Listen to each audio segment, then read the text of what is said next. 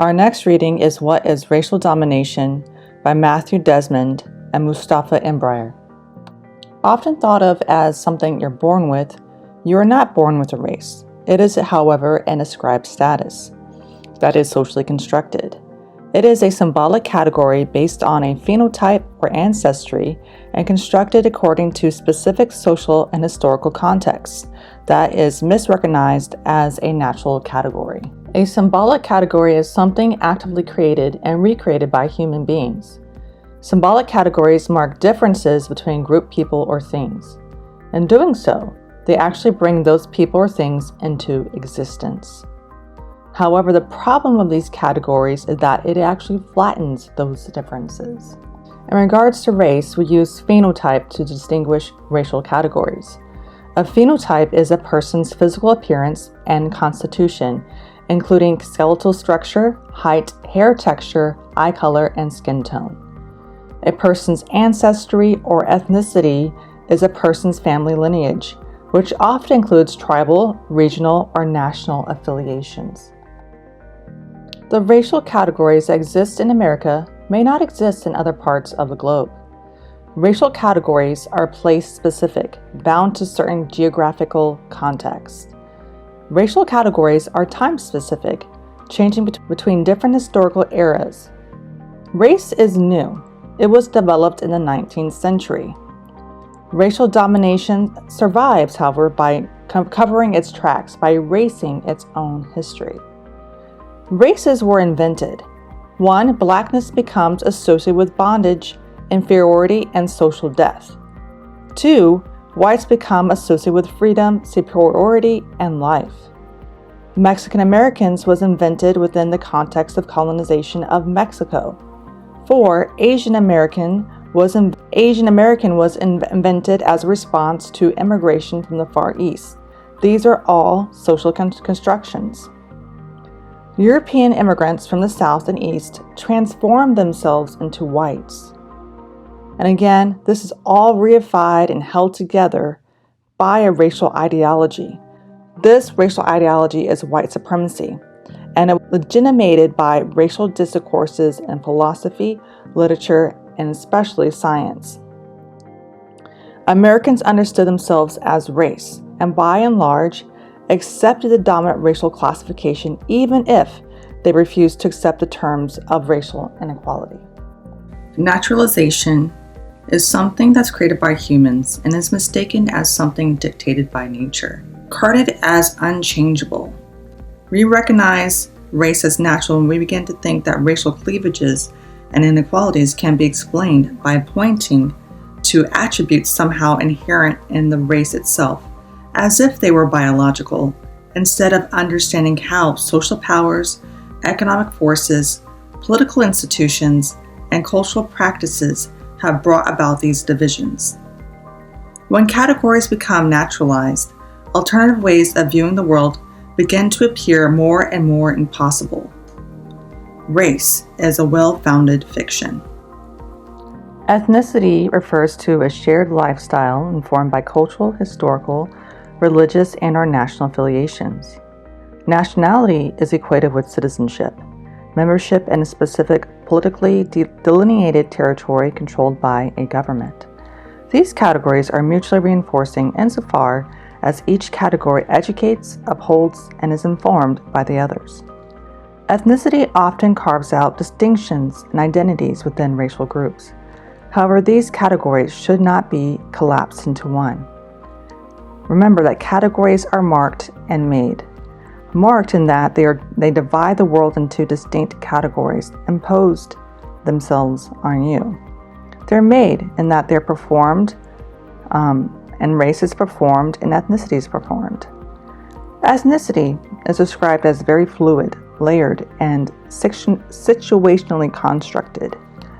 One reason why race and ethnicity are relatively decoupled for white Americans, but bound tightly together for non-white Americans, is found in the history of the nation's immigration policies and practices. The Johnson-Reed Act of 1924 created strict immigration policy that had national quotas and racial restrictions on citizenship and would fundamentally realign the country's racial taxonomy. In addition, the U.S. justice system has decided dozens of cases in which ways that have solidified certain racial classifications into law. For most of American history, courts determined race and race determined nationality. Thus, nationality can only be understood within the context of U.S. racial and ethnic conflict. The Southern Poverty Law Center records and tracks active hate groups. Hate groups are just the tip of the iceberg. To define racism only through extreme groups and their extreme acts is akin to defining weather only through hurricanes.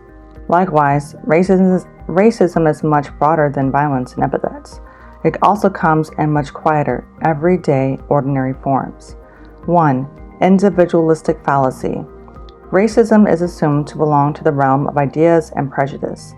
Racism is only the collection of nasty thoughts that a racist individual has about another group. Crucial to this misconceived notion of racism is intentionality. Conflating racism with prejudice ignores the more systemic and structural forms of racism. It looks for racism within individuals and not institutions. Racism is often habitual, unintentional, commonplace, polite, implicit, and well-meaning. 2. Legalistic fallacy. This fallacy conflates de jure legal progress with de facto progress.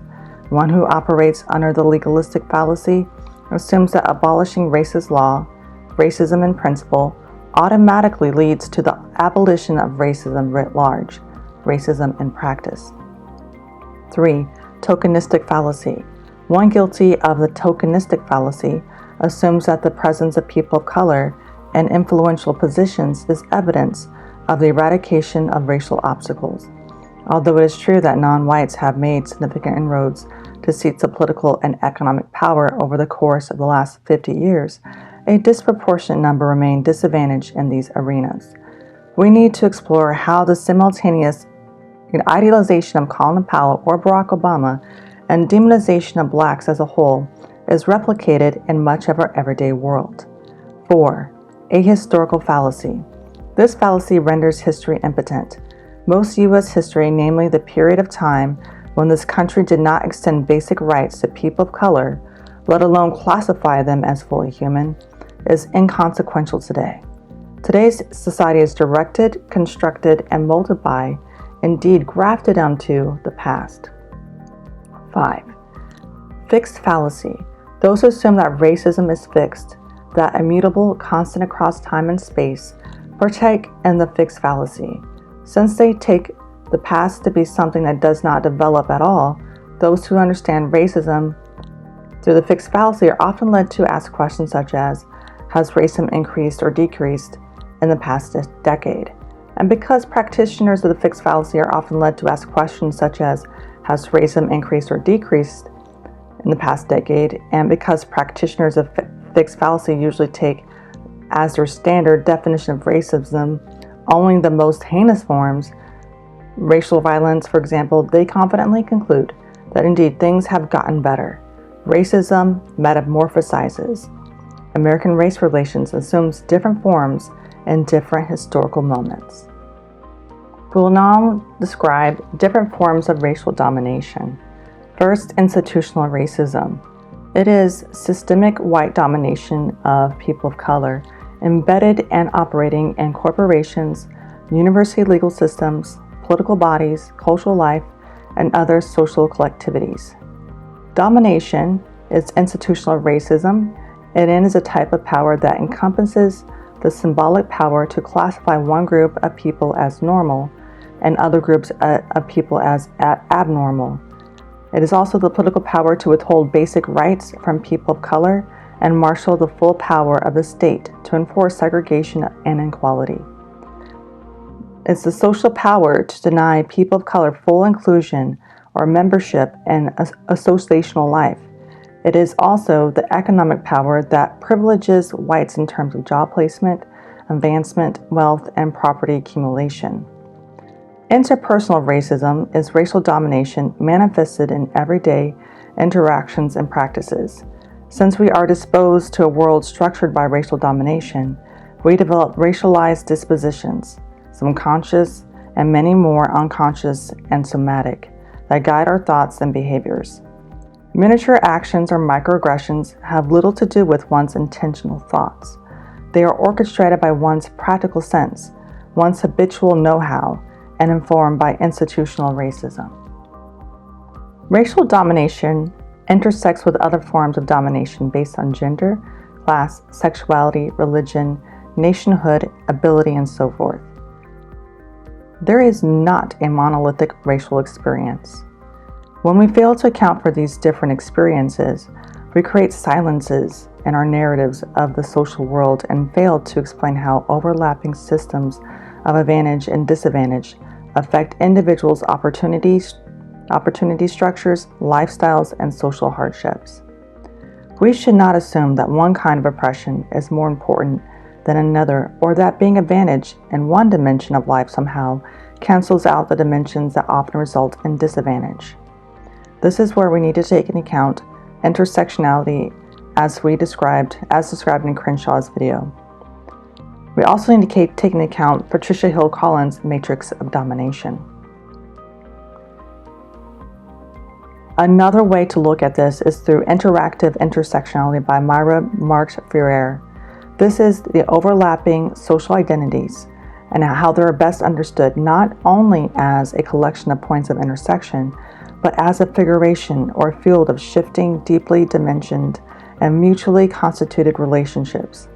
This means intersection of gender and race is not any number of specific locations occupied by individuals or groups, such as Black women, but a process through which race takes on multiple gendered meanings for particular women and men.